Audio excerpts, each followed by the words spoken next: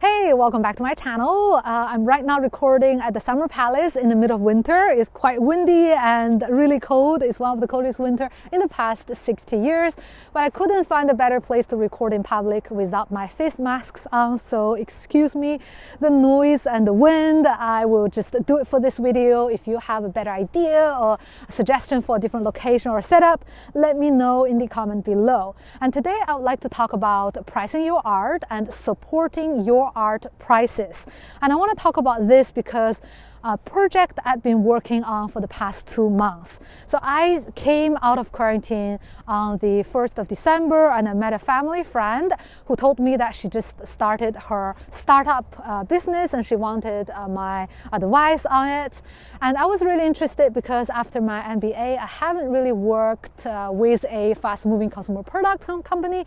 So I was interested to observe her trials and errors so I don't make the same mistakes. And I think artists could learn a lot from startup entrepreneurs as well. So I went in there and I saw what she did. Very interesting project.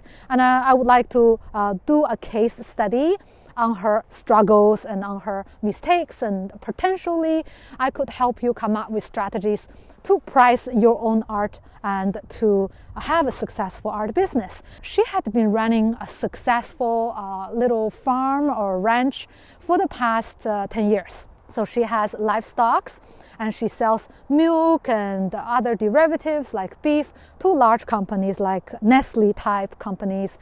And during the pandemic, she wanted to do a different business. She wanted to start another company to sell directly to the customers. So from the B2B, she wants to do B2C, which is a totally different business.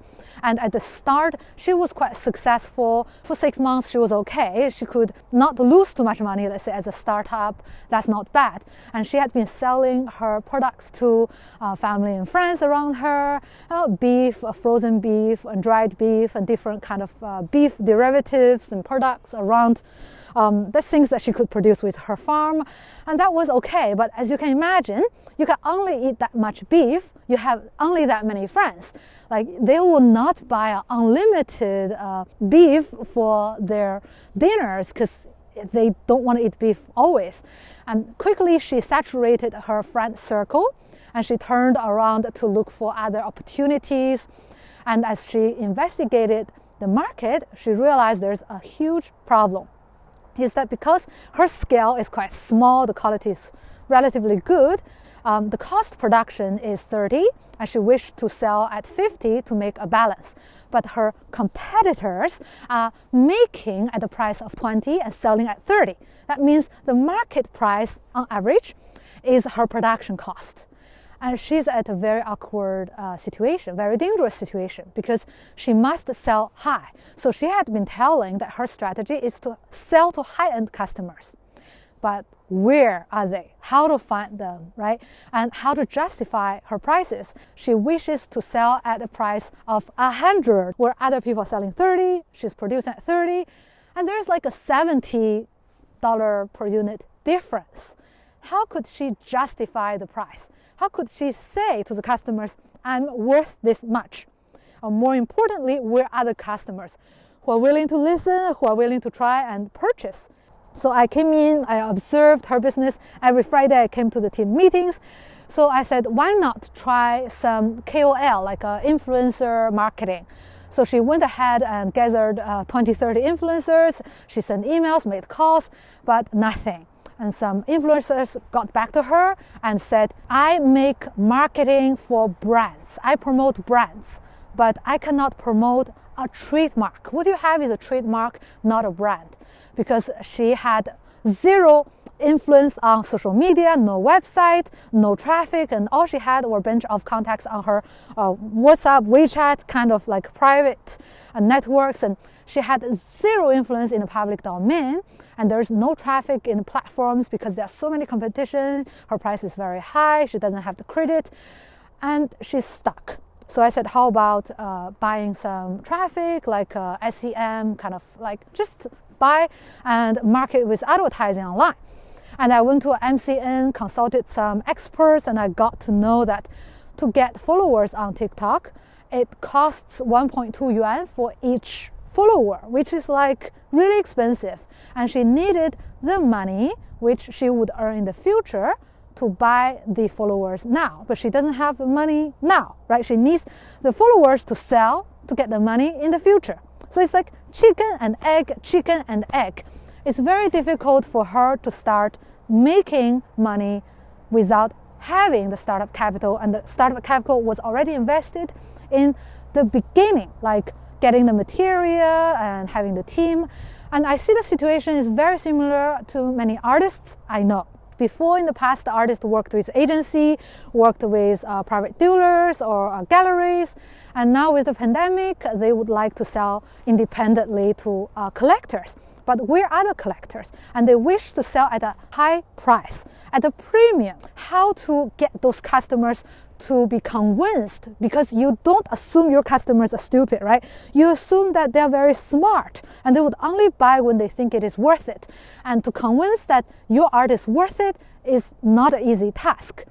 So if your production cost is at 30 and you like to sell at 100, that's 70 per unit. Exactly how to justify.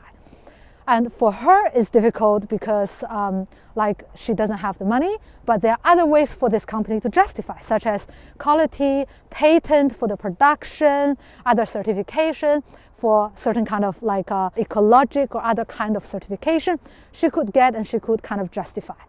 But then as an artist, you cannot have like a biologic art or like patent kind of.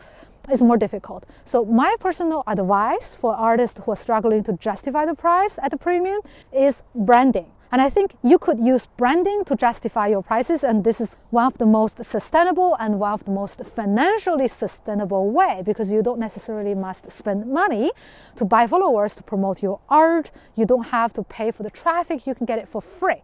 And branding is different than marketing, because marketing is something that you want immediate results, and branding is something that you need long term. This is just my own personal strategy.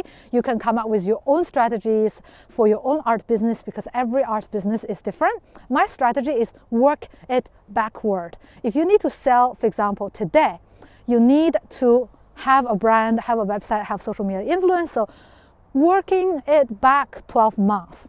First, you need to have a website. Then you need to have content for your website, such as your bio, your portfolio, and all these videos for promotion. Then you need to have blogs to have articles to create content. You need to have social media accounts to cross-connect everything to promote your artist's website.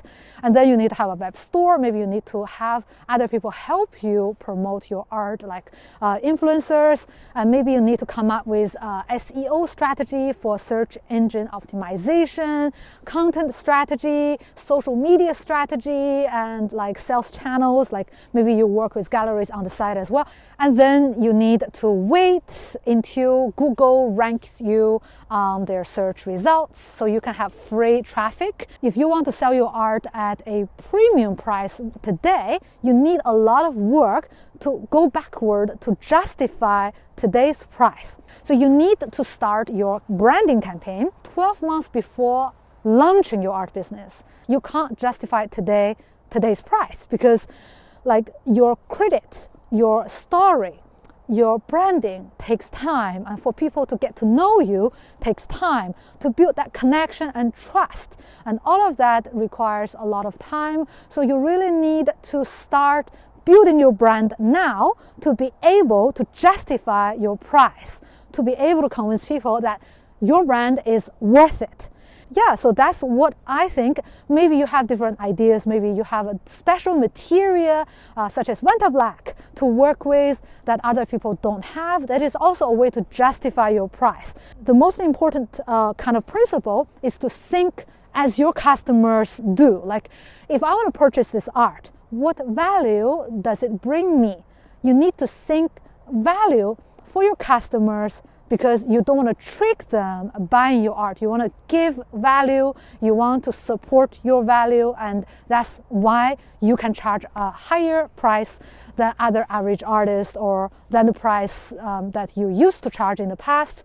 So that's my idea of what I've learned from the beef ranch. Let me know what you think. If you have other strategies or ideas, I would love to hear your opinion in the comment below. Thank you very much for putting up with me for this video, for the wind and noise and everything. See you next.